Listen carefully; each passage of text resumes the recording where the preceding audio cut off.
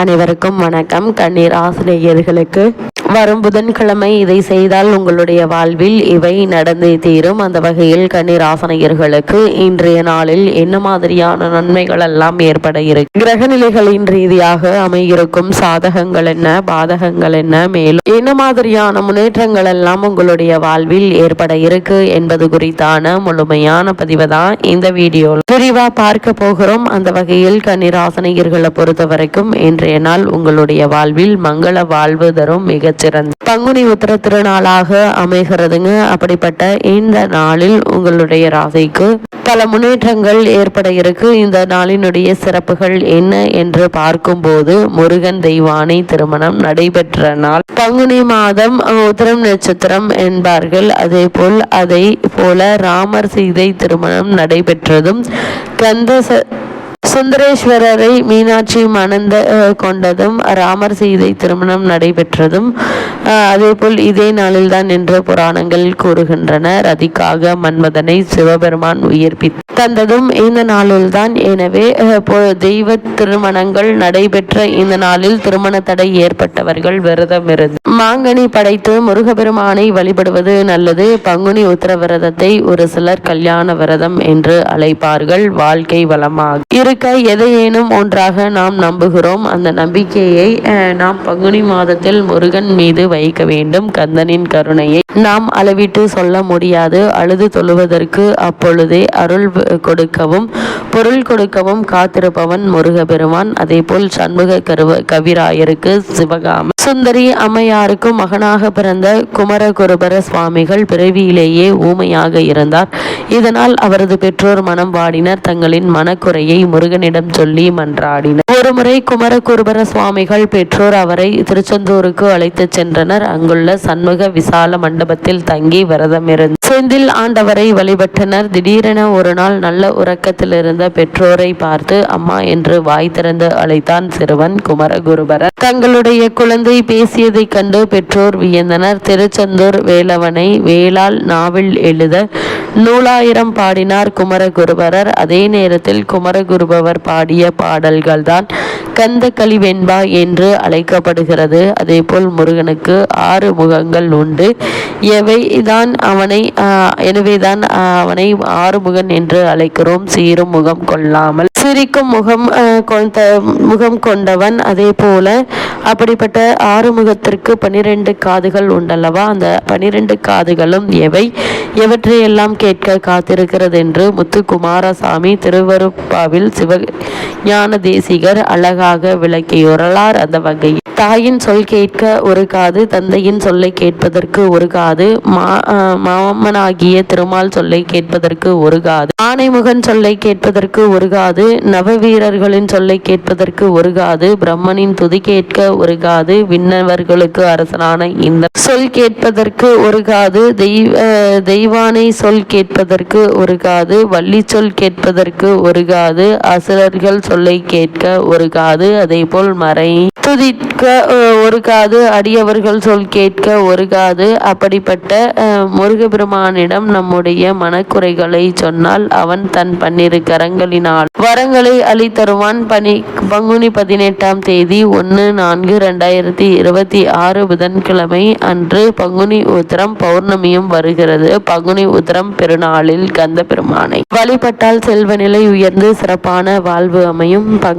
மாங்கனி கிடைத்தால் மாங்கனி வைக்கலாம். இல்லையில் தேன் கதலியோடு தேனும் தினைமாவும் நெய்வேத்தியமாக வைக்கலாம். அதை எடுத்து நாமே சாப்பிடலாம். அருகில் இருக்கும் சிவாலயங்களுக்கு சென்று முருகப்பெருமானை வழிபட்டு வருவது மிக மிக நல்லது. அன்றைய தினம் முருகனுக்கு சர்க்கரையால் அபிஷேகம் செய்தால் அவன் அக்கறையோடு நமக்கு அருள் தருவான். அதேபோல் பஞ்சாமிர்தத்தால் அந்த பாலகனுக்கு அபிஷேகம் செய்தால் அஞ்சாத வாழ்வை அவன் நமக்கு அளிப்பான். அதேபோல் இத்தருணங்களில் பாலும் பன்னீராலும் அபிஷேகம் செய்தால் வாழ்நாளை நீடித்து கொடுப்பான். பங்குனி உத்திரத்தன்று ஆலயங்களுக்கு அருகில் தண்ணீர் பந்தல் வைத்து பக்தர்களுக்கு நீர்மோர் வழங்கினால் எண்ணிய பலன் நிச்சயம் கைகூடும் என்பதில் எந்த ஒரு சந்தேகமும் இல்லைங்க. அதே போல் வேலை வாங்குவதே வேலை என சொல்லும் மாந்தர்கள் நாளும் பொழுதும் நலமாக இருக்க பங்குனி உத்திரத்தன்று முருகன் சன்னதியில் நின்று திருப்புகழ் பாடுங்கள், எண்ணற்ற நன்மைகள் நிச்சயம் ஏற்படும். அது மட்டுமில்லாமல் இக்காலகட்ட கிரகங்களை குறிப்பாக இந்த பங்குனி உத்திரத்தை பொறுத்த வரைக்கும் அநேகமாக எல்லா கோவில்களிலும் சிறப்பான திருநாளாக இருக்கும். முருகன் கோவில்களில் விசேஷமான வழிபாடும் அபிஷேகமும் இருக்கும். சிவன் கோவில்களிலும் பங்குனி உத்திரம் விசேஷம். பல அம்மன் கோவில்களில் பங்குனி உத்திரத்தை முன்னிட்டு திருவிழா நடைபெற்று கொண்டிருக்கும். வைணவ கோவில்களிலும் ஸ்ரீரங்கம் உட்பட பங்குனி உத்திரம் விசேஷமான நாளாக கொண்டாடப்படும். எல்லா கோவில்களிலும் முக்கிய தெய்வ திருமணங்கள் நடைபெறும். அதேபோல் அறுபடை வீடுகளில் ஆரம்பித்து சாதாரண கிராமங்களில் இருக்கக்கூடிய முருகன் கோவில்கள் உட்பட பங்குனி உத்திர திருநாள் பரவசமாக கொண்டாடப்படும். சிங்கப்பூர், மலேசியா, மத்திய மற்றும் மேற்கு ஐரோப்பிய நாடுகள், இங்கிலாந்து மற்றும் அமெரிக்க, கனடா நாடுகள் என பல நாடுகளிலும் பங்குனி உத்திரம் நம் நாட்டை போலவே அன்றைக்கு காவடி எடுத்தல், பால்குடம் சுமத்தல் என அத்தனை வைபவங்களோடு நடைபெறக்கூடிய ஒரு நாளாக இன்றைய நாள் அமைகிறது. அது மட்டுமில்லாமல் இந்த பங்குனி உத்திரம் பற்றி சில முக்கிய விஷயங்களை பார்ப்போம். பங்குனி உத்திரம் முருகப்பெருமானுக்குரிய சிறப்பு நோன்பு நாளாக கொண்டாடப்படுகிறது. தமிழ் மாதங்களில் 12ஆம் மாதம் பங்குனி, நட்சத்திரங்களில் 12ஆம் நட்சத்திரம் உத்திரம். எனவே 12 கைகள் உடைய வேலவனுக்கு சிறப்பான நாளாக கொண்டாடப்படுகிறது. இந்த ஆண்டு பங்குனி உத்திரம் ஏப்ரல் மாதம் 1ஆம் தேதி புதன்கிழமை வருகிறது.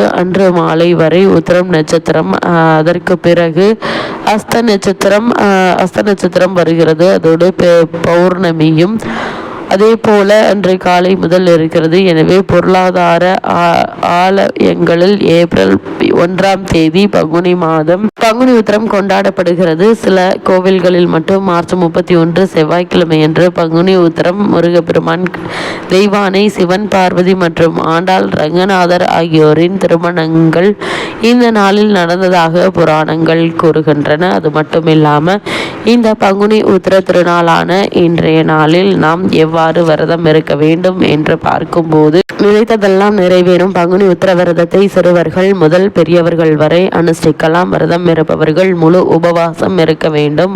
சர்க்கரை நோய் உள்ளவர்கள், வயதானவர்கள், பசி தாங்க முடியாதவர்கள் பால் பழம் அருந்தலாம். பங்குனி உத்திரத்தை அன்று காலையில் நீராடி சங்கல்பம் செய்து கொண்டு விரதத்தை தொடங்கிவிட வேண்டும். அன்று முழுவதும் முருகன் நாமத்தை ஓதவிட வேண்டும். அதே போல் பக்தி மாலைகளை பாடலாம். அதே போல் இத்தருணங்களை பொறுத்த வரைக்கும் குழுவாகவோ அதே போல் தனியாகவோ பாடலாம். மாலையில் பெருமாள், முருகன், சிவன் கோவிலுக்கு சென்று தீபமேற்றி வழிபட வேண்டும். பெருமாள் தாயார் அபிஷேகம் மிகவும் விசேஷம் மற்றும் சிவபெருமானுக்கும் உமையன்னைக்கும் அபிஷேக ஆராதனைகள் நடைபெறும். இன்றைய நாளில் உங்களுடைய வாழ்வில் என்ன மாதிரியான இன்னல்கள் ஏற்பட்டாலும் அவை அனைத்துமே நிவர்த்தியாகி நல்ல ஒரு முன்னேற்றம் ஏற்படும் என்பதை கிரகநிலைகள் தெளிவாகவும் உறுதியாகவும் எடுத்துக்காட்டுது.